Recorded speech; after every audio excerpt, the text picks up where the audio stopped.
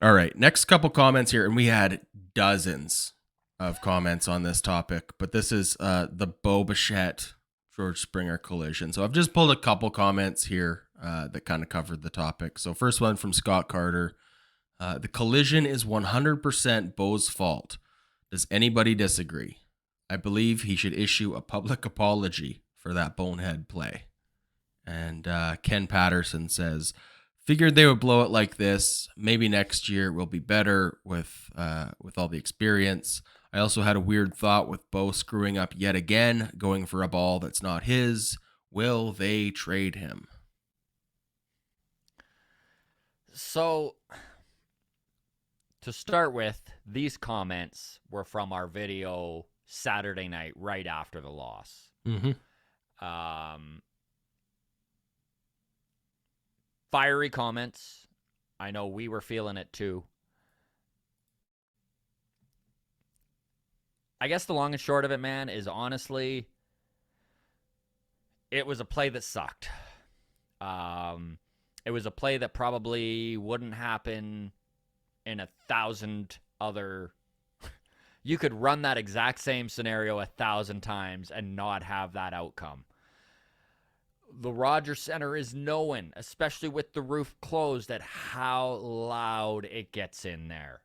And you could just tell neither of them could hear each other screaming that they've got the ball. Was that technically George Springer's ball? Yes.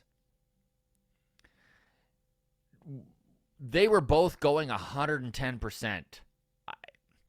I don't know, man. Like, I'm not saying that Bo is without blame on that. Obviously, that is Bo Bichette's fault. He's going to need to deal with that this whole offseason. If you don't think Bo Bichette isn't constantly replaying that in his head over and over and over again, I don't think you know what kind of young man that guy is, because he truly is a dude who wants to bring a championship to this Toronto Blue Jays team. He is. I have faith in Bo Bichette. Do I think that that one play is going to make the organization consider trading him? I really don't. That said, you know, Adam and I are not super well connected, but we have some people who come on the show who have some sources. Okay, we'll be very honest. There was talk from these sources that Bo Bichette was on the trade block around the All-Star break, leading up to the trade deadline. Mm-hmm. I don't know how valid those rumors are, but I think that this front office is at a point right now where we very well could see a Roberto Alomar, Joe Carter style trade, a Kawhi Leonard style trade, the push your chips in style trade. And if that happens, there may be some very instrumental pieces from this 2022 team going the other way. You don't get talent without trading talent. And could Bo Bichette be that guy? It's possible. We don't have a crystal ball here. And again, Adam and I cannot reiterate enough that we're just boneheads that are just making shit up as we go. But does it stem to reason that if this front office sits down and decides that they do need a shakeup and they do need to go in a slightly different direction when it comes to the clubhouse and the personnel within it, could Bo Bichette be on the block? Yeah.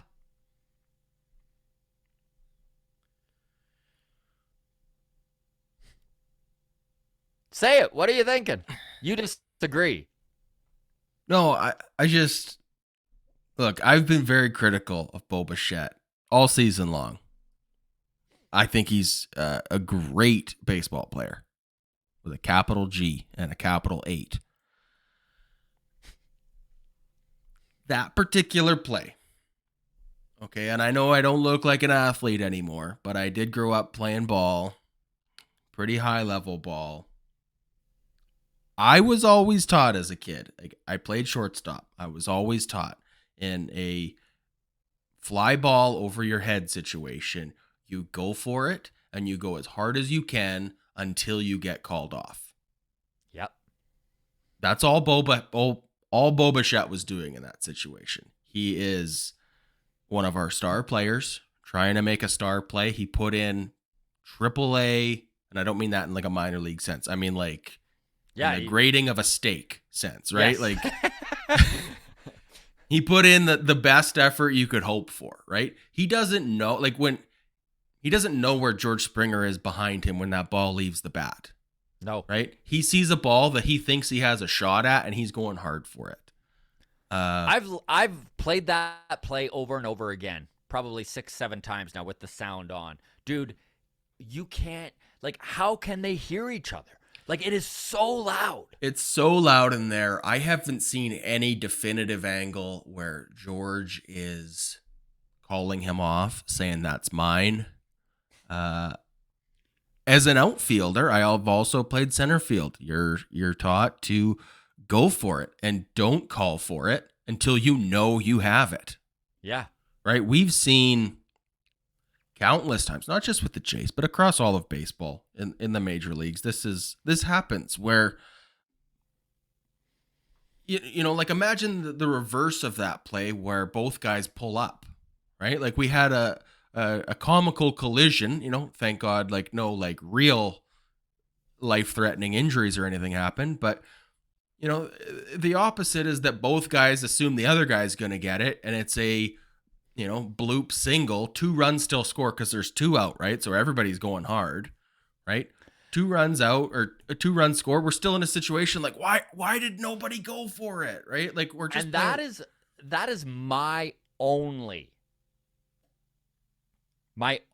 criticism on that play is freaking look at the score. Okay, it's 9-6. Listen, if that was a 9-9 game, that collision is a lot more forgivable. Yeah. Because they are going, but like play the score, right? Like had Springer just pulled up a little and played that on a bounce, 1 scores, maybe 2, right? And then it's a 9-8 game. And I know they lost 10-9, and that by the things that happened in that game that created this loss. Again, this was not, you can't pinpoint one play. Like, and I know there's lots of people blaming one thing or another, right? But like, and I know this because we comb through the comments, and my God, so I don't know. I guess that we talked about this for quite some time, but like just to sum up this play, it's your 2-star players going full out for a ball. It's hard to get so upset with them that you hope the front office trades one of them.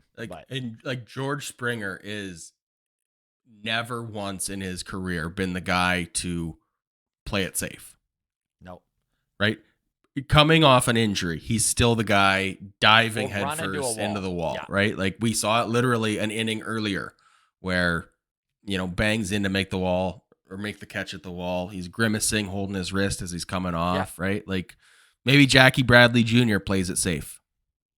You know, maybe, but I don't think it's fair to crap all over Bo Bichette for giving it 110% because that's what you want your guys to do. I don't want a shortstop on our team who's not going for it. We really appreciate all of you within the walk-off community. This thing continues to grow and become an animal of its own. It's a little bit overwhelming, but honestly, we love talking Blue Jays baseball and all the interaction that you folks are involved with us. Thank you so much. Discord, feel free to join it. That is always free. The show, or the link is in the show notes. You can follow us on Twitter at Walk Off Podcast, on Instagram, the Walk Off Podcast. And if you are watching on YouTube currently and you're not subscribed, we'd really appreciate if you hit that subscribe button. All the best, everybody. Cheers.